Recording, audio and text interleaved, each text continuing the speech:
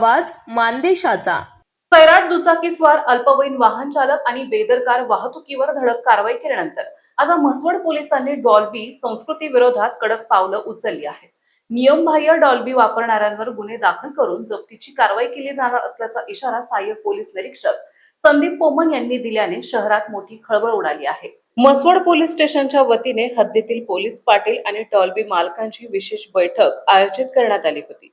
या बैठकीत डॉल्बी वापरासाठी पोलिसांचे पूर्व परवानगी बंधनकारक राहील।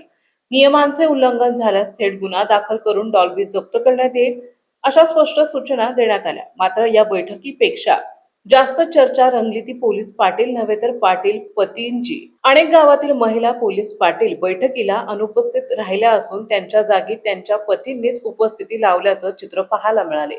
त्यामुळे अधिकृत जबाबदारी महिला पोलीस पाटलांकडे असताना बैठकीत मात्र त्यांच्या पतींचाच वावर अधिक दिसून आल्याने विविध चर्चांना उधाण आलंय। शहरात लग्न सराई, मिरवणुका, सार्वजनिक तसेच घरगुती कार्यक्रमांमध्ये वाढत्या डॉल्बी वापरामुळे नागरिक, ज्येष्ठ नागरिक आणि रस्त्यालगत राहणाऱ्या रहिवाशांना मोठा त्रास सहन करावा लागत होता।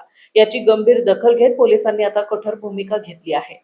परवानगी घेतली असली तरी नियमांचे उल्लंघन झाले किंवा नागरिकांच्या तक्रारी आल्यास कारवाई अटळ राहील, असा इशारा सहाय्यक पोलीस निरीक्षक संदीप पोमन यांनी दिली आहे। दरम्यान पोलिसांच्या या भूमिकेचे नागरिकांकडून स्वागत होत असताना महिला पोलीस पाटलांच्या बैठकीत पाटील पतींचाच दबदबा हा मुद्दा मात्र शहरात चर्चेचा विषय ठरत आहे।